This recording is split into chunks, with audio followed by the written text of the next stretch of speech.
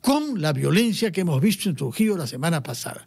Esta es la realidad y por esas razones habíamos invitado a tres excongresistas, el señor Víctor Andrés García Belaúnde, de Acción Popular, el señor Aurelio Pastor del APRA y Richard Arce, que milita en las filas de la izquierda. Y a los tres quisiera comenzar interrogándoles sobre este tema, la minería ilegal en nuestro país, cómo combatirla, y la minería informal, cómo formalizarla. Señor García Belaúnde, por favor, díganos su punto de vista sobre el tema. Bueno, el tema es muy complejo, muy difícil. Pero hablando de Bolivia, que ha celebrado elecciones el día de ayer y que está en la noticia constantemente, Bolivia, ante la crisis que tuvo o que tiene de la falta de divisas, implementó un sistema muy interesante de compra de oro a la minería artesanal. Y seguramente, no sé si a la ilegal también. Empezó a comprar, creó una empresa especial que compraba oro directamente a los mineros informales o mineros artesanales, y esta compañía lo transformaba y luego se los daba al Estado o los exportaba. Y el Estado boliviano, que no tenía dinero para mucho, después se han ido quejando que era moneda boliviana que se devaluaba, pero en todo caso, en pocos meses que se implantó este sistema en Bolivia, han recaudado cerca de 30 toneladas de oro, que es una cantidad muy importante, teniendo en cuenta que el Perú tiene una cantidad inclusive inferior, porque el Perú no compra oro hace 15 años, por lo menos, como reserva me refiero, ¿no? Entonces, yo creo que algo de eso se puede hacer, que una entidad que se cree especialmente puede estar comprando oro a los informales o a los artesanales, porque evidentemente ellos van a seguir trabajando ahí, a donde están, y necesitan de alguna manera no someterse a mafias ni a carteles, sino formalizarse a través de algún tipo de comercialización, como puede ser esta que le acabo de decir. Su opinión sobre el tema general, no solamente sobre la iniciativa que ha propuesto el señor García Belaúnde, que se acerca un poco a lo que ha formulado el expresidente Pedro Pablo Kuczynski hoy en el diario Gestión.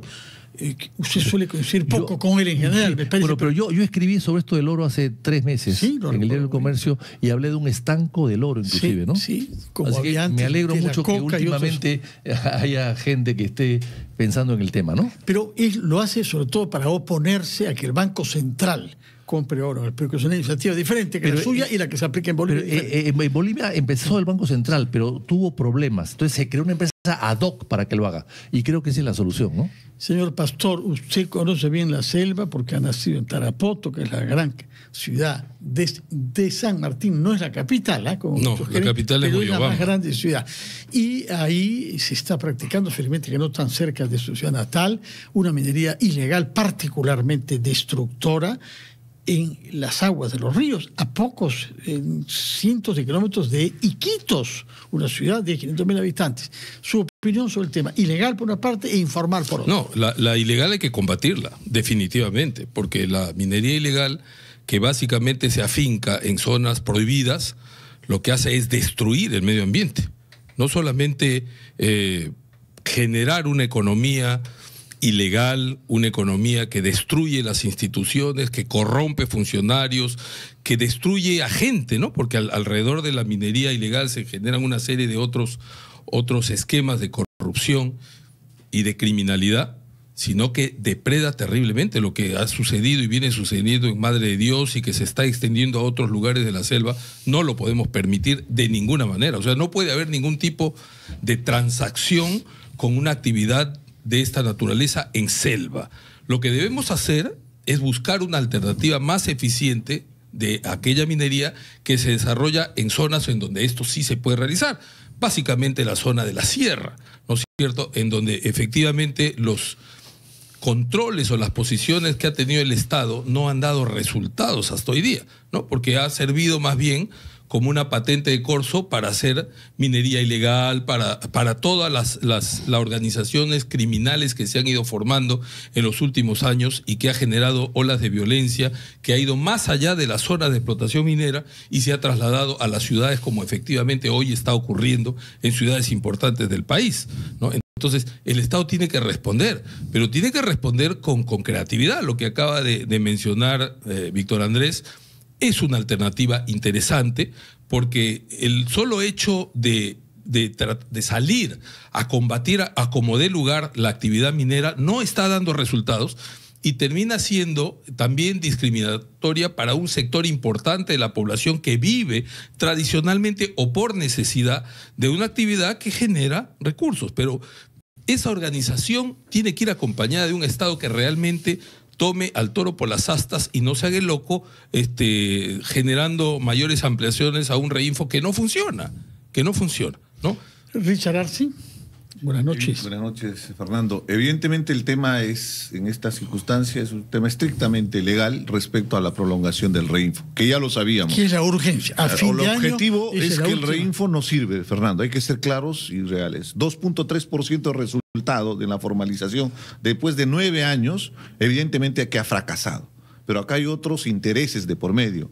El poder de una economía ilegal trasciende justamente y llega hasta las instancias del poder. Por eso vemos a congresistas que están trabajando en función de los intereses inclusive de mineros ilegales. Y el presidente de Confemín Informales es miembro de Renovación de uno Popular, de los partidos políticos más representativos que tienen su bancada y que juegan en pared y que para la foto salen en primera plana, pero después están despotricando, cuando no entienden la complejidad de la actividad minera, porque, como te había dicho ayer, hay problemas mucho más de fondo, como por ejemplo el tema de las concesiones.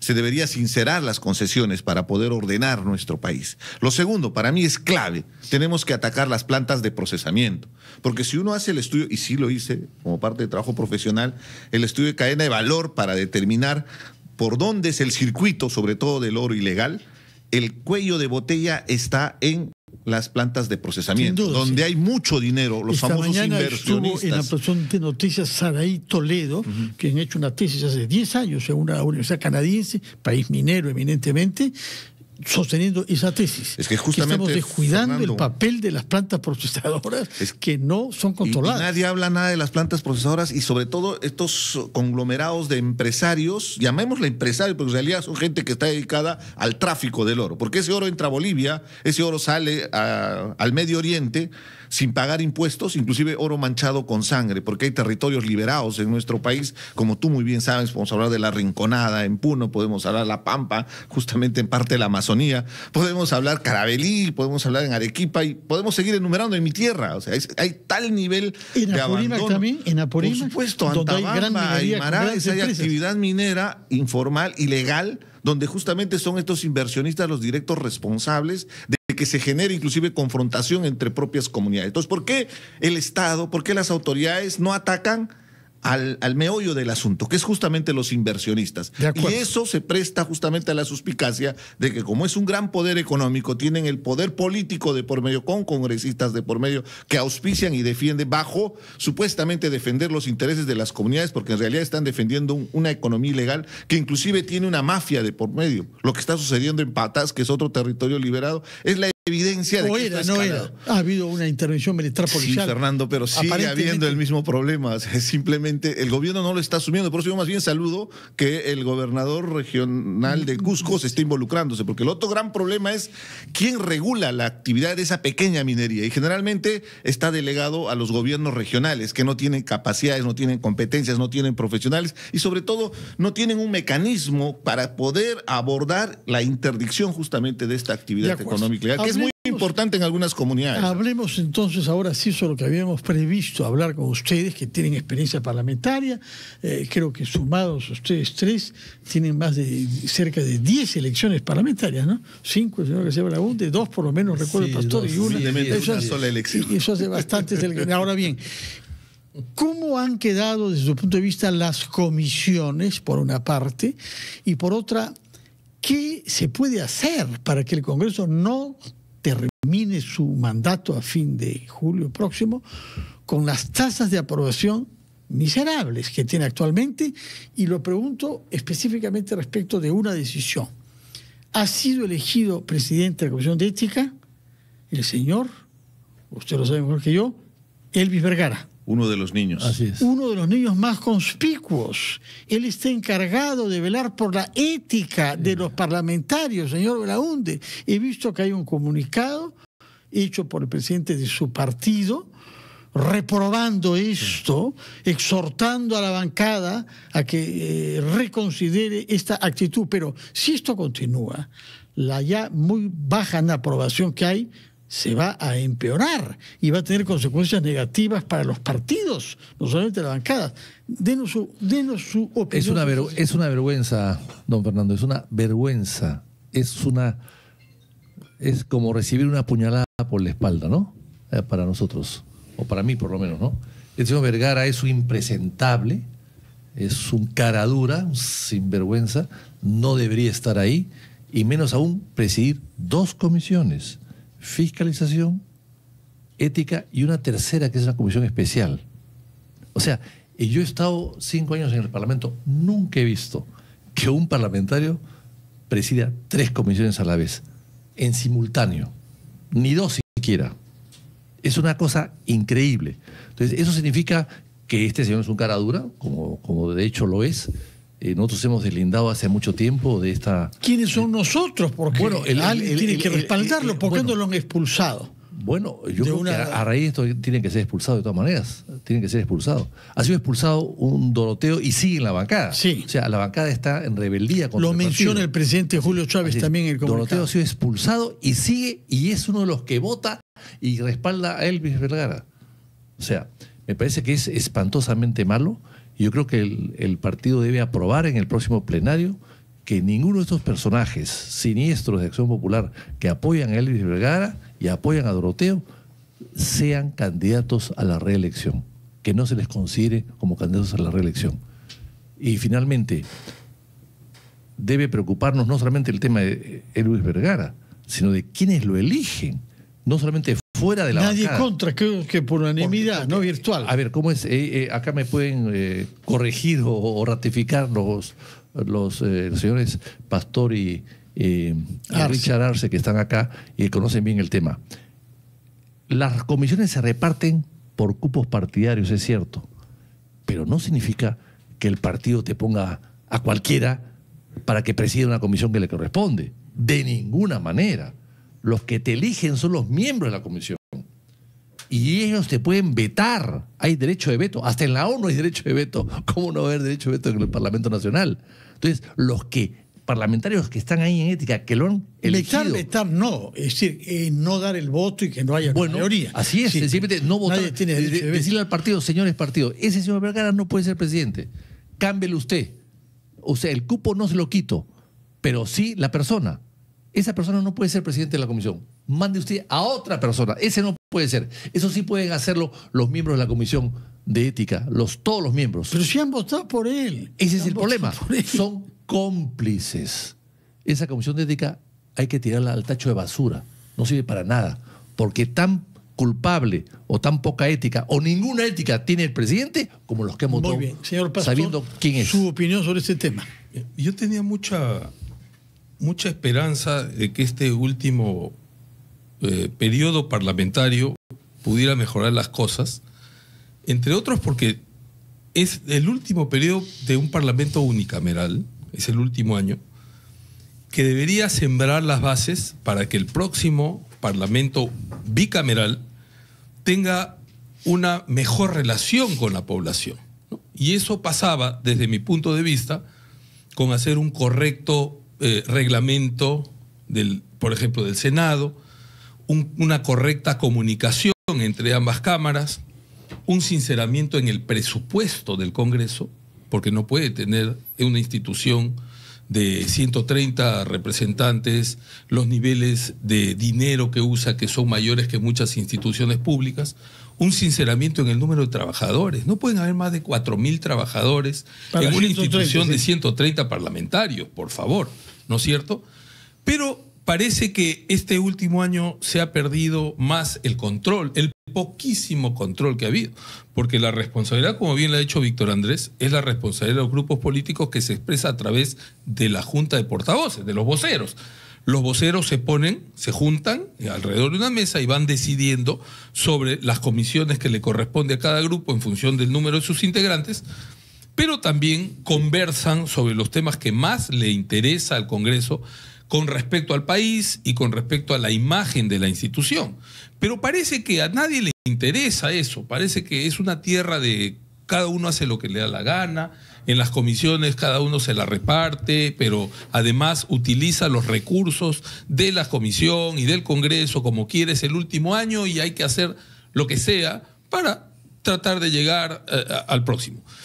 Entonces, eso me parece muy mal. Yo lamento lo que está ocurriendo en el Congreso. La valla, el problema que le está dejando al nuevo Parlamento es sumamente delicado, pero además, permítame, el próximo Congreso va a tener que actuar con mucha rapidez para no perder la popularidad que tenga el día que se inicia, recientemente elegido, rápidamente, porque el Perú, una mala maniobra hace que en una semana vuelva a estar a nivel del anterior. Como ahora. ¿No es Señor cierto? Arce, su opinión con énfasis particular, porque usted conoce eso mejor que nosotros, de las izquierdas en el Congreso. Hemos visto casos que nos han sorprendido, como el de Guido Bellido, que comenzó a la extrema izquierda, ahora es miembro de Podemos, me parece, y otros que han entrado a Somos Perú. ¿Cómo hay esa evolución desde el castillismo marxista-leninista hasta los partidos que no son necesariamente, como el caso de Podemos, el que tiene a un líder con más pulcritud, que uno juzga las denuncias fiscales graves que hay contra el señor Luna, ¿no? Los gángsters de la política, según la tesis fiscal, así acusan al partido de Luna Gálvez, ¿no? Para mí se resume en oportunismo político. Ahí no hay principios, ahí no hay banderas políticas, ahí no hay argumentación. Ahí es simplemente el oportunismo político para conseguir el espacio, ya sea en una comisión o la repartija que se está dándose, no solamente con cargos, sino inclusive con recursos públicos. Lo primero, expresar la indignación profunda que uno de estos niños que están con carpetas fiscales, que tienen denuncias constitucionales, asuma la Comisión de Ética. Pero ¿qué podíamos esperar de este Congreso, Fernando? Yo ya no espero nada. Es decadente, ha caído a tal nivel que ya ni siquiera ya sorprende que estén bajando a este nivel. Porque lo que nos está mostrando, recuerda bien, la señora Acuña estaba en la subcomisión de acusaciones constitucionales, con serios cuestionamientos, inclusive de aprovechamiento desde su propio cargo y su función, con gente que realmente degrada. Hay más de 60 congresistas con procesos judiciales que van a entrar a la cárcel. Discúlpame, Fernando, seamos claros. Con esa cantidad de congresistas, en este momento tenemos más delincuentes de congresistas que congresistas en sí. Y eso es lo que realmente en este momento a la gente le causa profunda indignación y tiene un rechazo. No les importa a la gente en realidad en la calle lo que viene aconteciendo, ¿no? Y objetivamente, en esto, para explicarles un poco cómo funciona esto, lo que llama la hermenéutica parlamentaria, en realidad es una fórmula matemática en función de la cantidad de curules que tiene cada bancada y se hace la repartición, pero hay un criterio elemental justamente en la designación de esos cargos que corresponde a las bancadas. ¿Cómo puede ser posible que un sujeto que está siendo procesado por delitos graves va a asumir la Comisión de Ética? Por Dios, ¿dónde estamos? Bueno, entonces es una decadencia terrible que nos muestra que no les importa nada, ¿no? El tiempo sobre las enseñanzas que podemos sacar de las elecciones en Bolivia. Hace pocos días, una autoridad del Estado peruano, que no recuerdo en este momento bien quién fue, dijo que era un país fallido. Lo dijo, creo, en un discurso oficial. Y resulta que nos están dando varias lecciones en estas elecciones, no solamente por el funcionamiento del Estado y el respeto unánime que haya hacia el presidente de la autoridad electoral, pese a que lleva un nombre alemán difícil de pronunciar, Hasenteufel, que quiere decir la liebre del diablo, pero en fin, allá ellos. Hay gran prestigio de esas autoridades, pero además la sociedad civil participa, con una excepción en Chapare contra Andrónico Rodríguez y con una pequeña excepción, unas cuantas piedras lanzadas de los partidarios de Evo Morales, y con Evo Morales haciendo campaña por el voto nulo, como alguien en el Perú hizo hace algunos años, tampoco recuerdo quién, sacaron 9% los votos nulos, de manera que no es gran cosa. Y por otra parte, he visto yo los discursos que pronunciaron los candidatos diferentes, todos con un respeto por el adversario, que se echa mucho de menos ante resultados rápidamente transmitidos al 90%. ¿Qué podemos concluir? Bueno, no, creo que acá comentamos eso de República fallida, ¿no? Que fallida puede haber sido el gobierno, pero no pues el país, no, es un país con 10, 12 millones de habitantes tan grande como el Perú, Bolivia, y que ha tenido una serie de éxitos en el pasado antes que llegue Evo, ¿no? Y además hay que recordar que Bolivia copió mucho la Constitución del año 33, la peruana, y permitía si no llegabas tú al tercio de votación, el Congreso elegía entre los dos primeros o entre los tres primeros. Esa cláusula que estuvo en la Constitución del año 33 en el Perú falló siempre.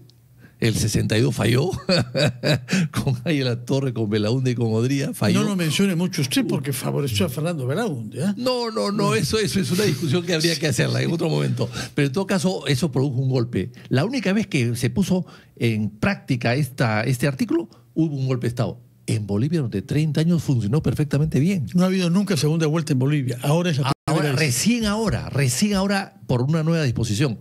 O sea, lo que en el Perú creó y no funcionó, Bolivia lo copió y sí funcionó. O sea, no es una república fallida. Señor absoluto. Pastor, cualquiera de los dos que salga elegido es un amigo del Perú, totalmente, que ha dado muestras a tanto, incluso el padre de Paz Pereira, que ha pasado con la más alta votación, ya lo recordamos a Jaime Paz Zamora padre.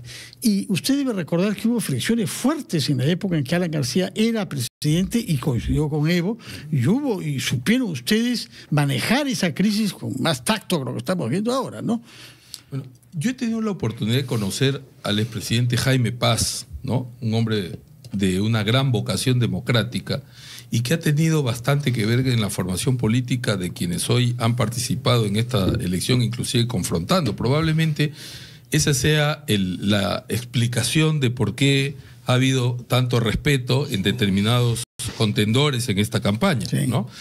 Pero también es muy importante ver el sentido del voto de Bolivia. Hoy está la socialdemocracia, el socialcristianismo, con uno de los candidatos. Con Paz Pereira, ¿no? Justamente. Y el Tuto Quiroga, que es un hombre de centro derecha, ¿no? Que ha participado ya anteriormente. Ha sido presidente por fallecimiento de Banzer, luego 3 veces candidato, como alguien en el Perú, ¿eh? Y 3 veces además fracasó. Ha tenido una participación política activa a nivel internacional en los últimos años, apoyando mucho las causas de la democracia en el continente. O sea que, sea cual sea el resultado de esta segunda vuelta, ya Bolivia ganó, ¿no? Ahora, esperamos que haya más diálogo y que puedan controlar la reacción popular que se genere cuando empiecen las primeras dificultades, porque Bolivia también tiene esas reacciones grandes que puede generar desestabilización en los gobiernos, ¿no es cierto? Entonces, pero lo vemos con optimismo. Ojalá que nos sintamos igual nosotros los peruanos el próximo año. El próximo mes de abril, ojalá. Segunda vuelta, Señor, ¿no? Arce, ¿qué nos dice usted sobre las enseñanzas que podemos sacar de las elecciones bolivianas en las que se habló que habría un voto étnico? Si el voto étnico es el del MAS, es 3%. Y alguien recordaba esta mañana en Ampliación de Noticias que el voto étnico puneño, si existe, se dirigió en 70% para Pedro Pablo Kuczynski en el año 16. ¿Qué cree que hay como lecciones que sacar de la experiencia boliviana? Lo primero, definitivamente, esto es un mensaje contundente a la izquierda en Bolivia, 20 años de gobierno, donde se pretendió inclusive perennizar en el poder, yéndose contra la propia constitución boliviana, pluricultural, que permite solamente una reelección. Evo Morales quiso reelegirse y ha generado todo este problema en la por cuarta vez quiso reelegirse. Y la lucha fratricida, ¿no?, con Luis Arce ha permitido, sumado a la crisis política, porque también hay que ser sincero, soy hombre de izquierda, pero tengo que ser objetivo, ha generado una crisis económica justamente por el modelo de la nacionalización de los recursos que tanto pregonan, cuando hay una irresponsabilidad en ese manejo, cuando no se hace inversiones para las exploraciones, por ejemplo, de recursos naturales, porque se parece mucho al Perú, ha generado que en este momento inclusive Bolivia tenga problemas serios con el tipo de cambio, el dólar que está escaseando, y además sus propias reservas internacionales netas que casi no existen, ¿no? Entonces, ahí hubo un manejo pésimo del tema económico. Esto está generando crisis, hambre, desempleo, hay una profunda crisis en Bolivia. Inflación la respuesta grave. evidente es el resultado electoral, ¿no? Que la lucha fratricida por la ambición del poder ha llevado a que en esta oportunidad la derecha tenga una gran oportunidad de ser gobierno. Lo interesante son los gestos democráticos y yo siempre voy a valorar. Qué interesante escuchar el saludo de ambos candidatos al resultado electoral que legitima justamente y evita cualquier tipo de conflicto, porque el escenario era justamente la invocación del voto nulo. Era muy estimulante. Y además había cierto nivel de beligerancia y confrontación previo a las elecciones. Pero ahora, después del resultado electoral, fíjate cómo el pacto social se ha pronunciado, y el pacto social se reafirma cuando hay un resultado electoral, independientemente del color político. Muy bien, una lección aprendida para la izquierda, que la transición de poder es clave. No se pueden perenizar en el poder. Creo que es el mejor mensaje para ojalá que le escuchen gobiernos, ¿no? En Venezuela, Nicaragua y Cuba. No, ahí son dictaduras, ¿no? Mundiales, estamos invocando a pero dictaduras. dicen que hay elecciones. Hay que decirlo, Maduro jura por todos los santos que han habido elecciones que han ganado. Y no, también en Venezuela hubo fraude, hay que decir las cosas como son. Pero también hay experiencias interesantes de la izquierda, como en Chile, por ejemplo, ¿no? Sí.